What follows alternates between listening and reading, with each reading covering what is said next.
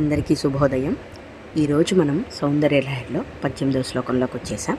శ్రీమాత్రే నమః, శ్రీ మహాగణాధిపతయే నమః. ఇన్ని రోజులు నిర్విఘ్నంగా ఈ కార్యక్రమాన్ని సంతోషంగా చెప్పుకుంటున్నందుకు అమ్మవారికి హృదయపూర్వక నమస్సుమాంజలి.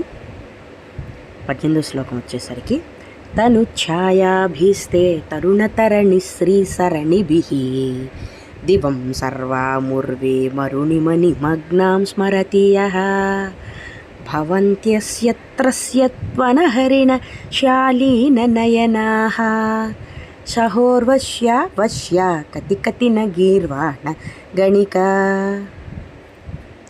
ఈ శ్లోకం యొక్క అర్థం కనుక చెప్పుకున్నట్లయితే, అమ్మవారి యొక్క రూపాన్ని ఏ మానవుడైతే బాలభాస్కరుడు ఉదయించే బాలభానుడి యొక్క స్వరూపం అరుణిమం అంటాం. అంటే లేతనైనటువంటి సింధూర వర్ణంలో ఉండేటువంటి రంగు కలిగినటువంటి తల్లిని, ఆ తల్లి యొక్క ఆ కాంతిపుంజం భూమిని ఆకాశాన్ని కప్పివేసిందా ఈ ఎర్రటిదనమంతా అన్నట్లు ఉండే విధంగా అమ్మవారిని గనక మనం ధ్యానించినట్లయితే, ఏ మనుజుడైతే అలా ధ్యానిస్తున్నాడో అతనికి లేడి కన్నులు వంటి కలిగినటువంటి అప్సరసాగణం, మనకి అప్సరసలు అంటే తెలిసిందే కదా, పురాణాల ప్రకారం 31 రకాల మంది అప్సరసలు మనకి పేర్లు చెప్పబడ్డారు.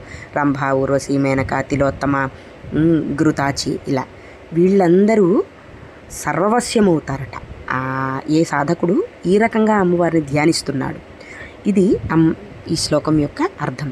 ఇక పరమార్థంలోకి వెళ్ళిపోతే అపమృత్యు దోషం అనేది తొలుగుతుంది. ఈ శ్లోకాన్ని చదవటం వల్ల అపమృత్యు దోషం తొలుగుతుంది.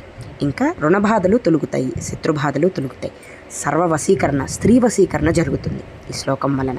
45 రోజుల పాటు ఏ మానవుడైతే 1000 మార్లు జపించి అమ్మవారికి పాలపాయసాన్ని నైవేద్యంగా పెట్టి దాన్ని వీళ్ళు తీసుకోవాలి. దీనితో పాటుగా అమ్మవారికి తాంబూలాన్ని కూడా సమర్పించి తీసుకున్నట్లయితే ఎంతో సత్ఫలితాలు కలుగుతాయి.